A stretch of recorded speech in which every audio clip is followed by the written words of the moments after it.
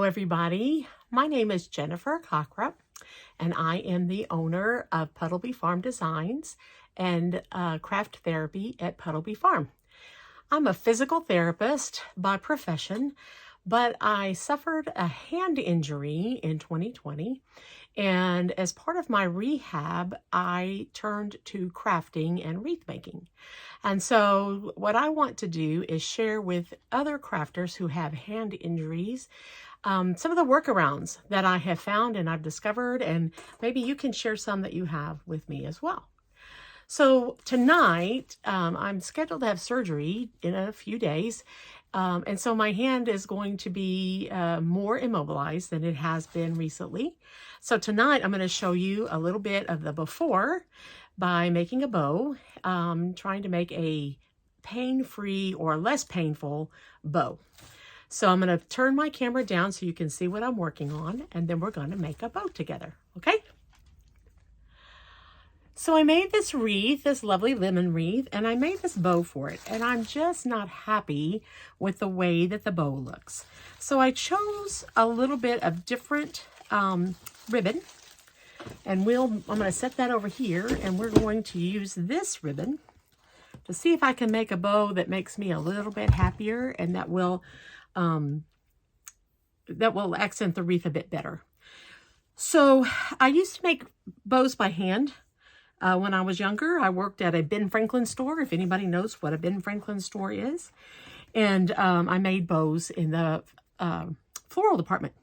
So after my hand injury, and I'll show you, I don't know if you can see here, I fell with a cup in my hand and I landed on the cup. Here's the cup.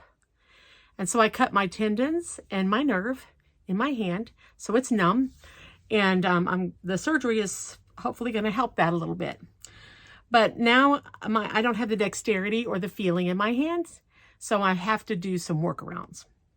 So I got this Easy Bow Maker. I don't have any affiliate link with it or anything. It just makes my life easier, and it makes making the bow a lot easier. So how to use it, I've chosen these 3 ribbons. We'll take these 2 off, set them aside. We're going to slide the ribbon down in here, and we're going to scrunch it up, give it some pleats. And then this is going to be my tail. I got this ribbon at Sam's. We're going to turn this ribbon so that the not so pretty side is up. I'm going to make it about 4.5 inches. We're going to loop it. We're going to go back in the middle. This has markings on it so you can see the inch marks. So it's about 4.5 inches. So we scrunch it down. I twist my ribbon, and we're going to go 4.5 inches on this side as well. This is just going to be a basic bow, nothing fancy, just to get us started. Then we're going to twist the ribbon, make a loop. Again, 4.5 inches, scrunch it down, twist the ribbon, make a loop.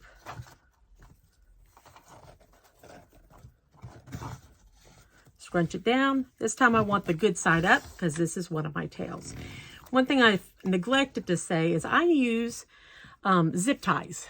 Zip ties for securing my bows. I used to use floral wire and I just can't feel it or manipulate it. I've also been known to use chenille sticks or pipe cleaners, but I have found that the stiffness of the zip tie makes it easier for me to run the bow onto the wreath. So I'm going to use these scissors. I have some really nice sharp scissors. This is wired ribbon from Sam's, and I'm going to cut the edge, and we'll dovetail those in a minute. We take this one off, and I usually pin my ribbon with a little pin here. If I can get my pin open. These are wig pins I got off of Amazon. I've also used just regular dressmaker pins or corsage pins. It just depends on how thick your ribbon is. but I find that these T-pins give me something more to grasp onto. So when I'm trying to take the pin out, I have a little something to hold on to without hurting my hand so bad. Okay, so then I'm going to take this lavender ribbon, and I'm choosing the lavender ribbon because of this little bit of lavender that's on my my greenery here.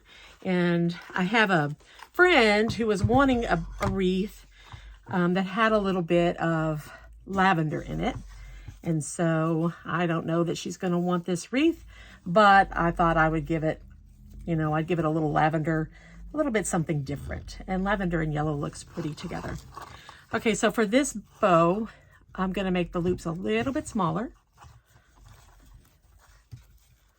We're going to twist the ribbon a little bit smaller. Twist the ribbon. I'm going to make this one even smaller than that first purple lavender loop. Just gives the bow a little more character. Maybe not quite that little. Again, this one's a little bit hard to tell which side's the good side and which side's the bad side. That's kind of good news though, because then it's not wrong. I'm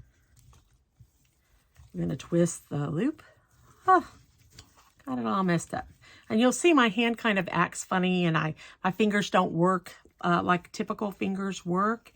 And so if you see my hand in a funny position, that's just because that's how my hand works. That's just how it is since I fell on that cup. And so we'll see what happens after the surgery on Friday. And we'll cut that off. So now we have 4 loops total. We'll move this aside. We'll put a little pin on it. See if this pin will go through this ribbon. Keeps your ribbon nice and from unraveling. Here we go. 1 pin in there. All right. And one last little lemony yellow. Nice thin ribbon with a little crosshatch on it. Makes a nice loop on it. We're going to do the same thing.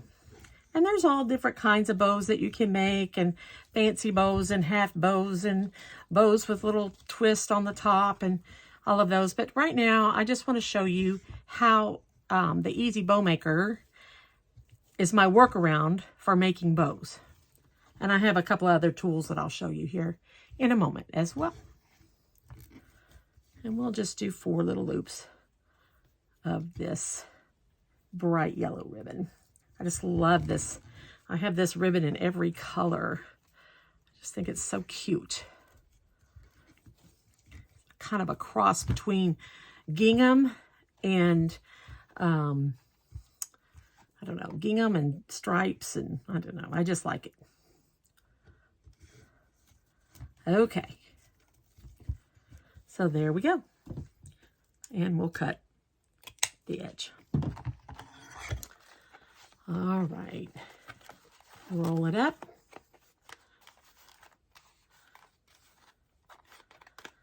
And pin it. There we go. Okay, so now I take the, make sure you can see here. I'm going to take the, I hope that's close enough. Take the zip tie. And I take it through here, and you see how my hands are acting funny. My fingers don't work right. It's going to go through here. And I'm going to just let it click just a little bit. You'll hear it click, click, click. Just a little bit. And I do struggle with it. You'll hear it click, click, click. Just a little bit. Not too tight. Then we're going to remove this whole bow off of here, and you see how it's got a little dent in the middle? That's where you want that zip tie to go.